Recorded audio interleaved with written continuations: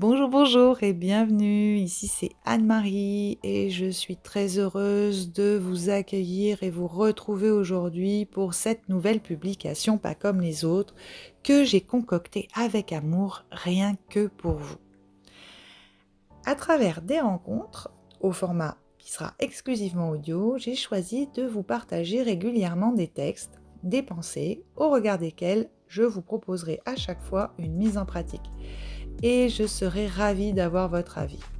Alors, si vous êtes ici, vous savez probablement que c'est de sophrologie qu'il s'agit sûrement, et vous avez raison. Ceci dit, étant également coach et mentor, je vous transmettrai d'autres outils précieux que vous pourrez utiliser si vous le souhaitez, au gré de vos envies, de vos besoins, afin de vivre la vie qui vous va, ou d'en faire profiter vos élèves, vos proches, vos collègues ou amis, etc. etc. Allez, go, c'est parti pour cette première. Alors, les personnes qui me connaissent savent l'amour que j'ai pour les mots, voire pour les jeux de mots. Et je parle ici des mots MOTS, bien sûr. Et dans ma pratique quotidienne, les mots sont au cœur de tout. Ils permettent d'exprimer les mots, MAUX. Et d'ailleurs, exprimer, comme vous savez, vient du latin exprimere et de ex, qui est lié à la notion de faire sortir de, et prémérer, presser. Et c'est donc grâce aux mots que l'on va pouvoir dire souvent ce qui ne va pas. Ce n'est pas toujours facile ni évident, mais on s'aperçoit que c'est systématiquement bienfaisant. Comme on l'entend régulièrement, la parole libère, et elle libère ainsi notre corps qui n'a pas besoin pour le coup, lui, d'exprimer ce qui ne va pas. C'est lorsque l'on ne libère pas la parole que le corps va prendre la relève. Alors, libérer la parole. Je pourrais vous parler longtemps de l'importance des mots, et c'est d'ailleurs un sujet qui a occupé une large part d'un atelier que j'ai eu le plaisir de dispenser à des professionnels du soin. Lors de cet atelier, nous avons notamment posé le rôle et l'importance des mots, mais aussi de la forme employée. Je ne vais pas vous faire vivre l'atelier ici, je vais vous en proposer un court extrait. Et que l'on soit formateur, coach, enseignant, parent, à la tête d'une équipe ou autre, en bref, dans toute relation interpersonnelle, nous avons tous eu l'occasion de percevoir que la forme que prend notre discours est essentielle lorsque l'on doit faire passer un message, permettre qu'il soit clair, accessible et puisse être aisément intégré par autrui. Dans ma pratique professionnelle, comme dans ma vie privée d'ailleurs, j'aime employer certaines formes fondamentales de discours que sont les métaphores, les contes et les histoires philosophiques. D'ailleurs, vous souvenez-vous d'une histoire que vous aimiez particulièrement étant enfant ? N'hésitez pas, notez-la en commentaire, je serais ravie de savoir de laquelle il s'agit. Et pour ma part, ce sont les contes des mille et une nuits qui m'ont fait voyager dans des contrées lointaines, vivre des aventures absolument exceptionnelles et qui ont marqué de leur empreinte ma mémoire émotionnelle. Mais d'autres contes occupent aujourd'hui encore une belle part dans ma mémoire d'enfance. D'ailleurs, comme vous le savez, le rôle du conte est largement reconnu dans le monde éducatif. Le conte stimule la construction de la personnalité et le développement de l'enfant. À travers la symbolisation, mais aussi l'activation des émotions et des peurs, il nourrit l'imaginaire et stimule les représentations. On peut carrément conclure que les mots, dès lors qu'ils sont bien employés, stimulent profondément notre être tout entier. Vous vous souvenez sûrement de cette histoire qui vous fait peur, qui vous fait rire aussi, et puis vous émerveiller tour à tour. Notre corps et notre mental s'y impliquant comme dans un vécu par procuration qui nous fait grandir, nous fait poser finalement un regard nouveau sur le monde et nous aide à nous construire. Bon, je me suis focalisée sur le conte ici, mais les métaphores, les histoires philosophiques jouent également ce rôle de construction de l'individu, et ce tout au long de notre vie. Autrement dit, le conte, les histoires, c'est pas que pour les enfants.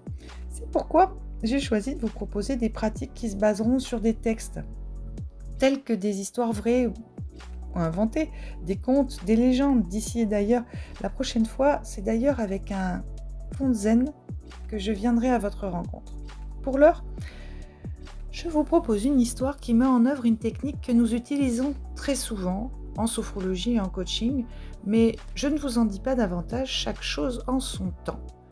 Écoutez bien jusqu'au bout et vous saurez tout. Le nom de l'auteur de la courte histoire que je vais vous partager maintenant est inconnu. Cependant, ce qu'il a mis en image résonnera certainement pour beaucoup d'entre vous, comme cela a été le cas des participants à l'atelier dont je vous ai parlé il y a un instant.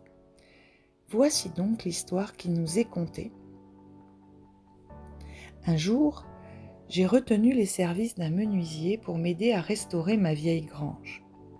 Après avoir terminé une dure journée, au cours de laquelle une crevaison lui avait fait perdre 1 heure de travail, sa scie électrique avait rendu l'âme, et pour finir, au moment de rentrer chez lui, son vieux pick-up refusait de démarrer, je le reconduisis chez lui.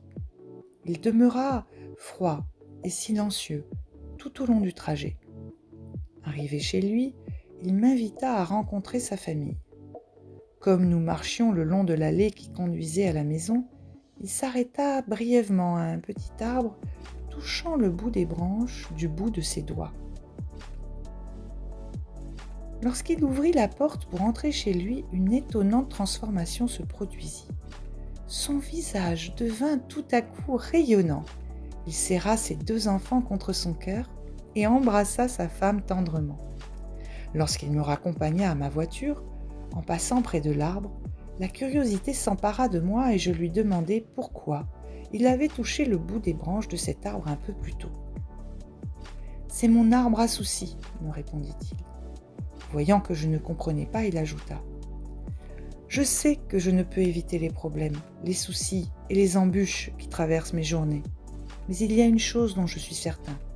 Ceux-ci n'ont aucune place dans la maison avec ma femme et mes enfants. Alors, je les accroche à mon arbre à soucis tous les soirs lorsque je rentre à la maison.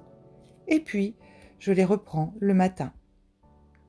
Ce qu'il y a de plus drôle, il sourit, c'est que lorsque je sors de la maison le matin pour les reprendre, il y en a beaucoup moins que la veille, lorsque je les avais accrochés.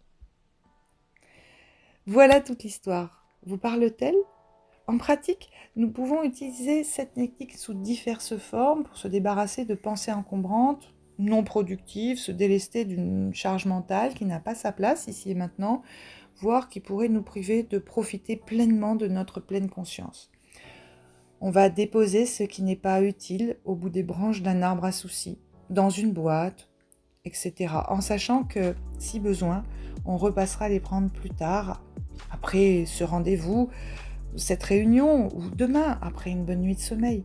On repassera les prendre si on a des choses à régler, si on en ressent encore le besoin, la nécessité, et par expérience personnelle, comme à travers celle dont les personnes que j'accompagne témoignent, je vous confirme que, comme le dit si justement le sage menuisier de notre histoire, la quantité de choses qui encombraient précédemment notre esprit a systématiquement diminué.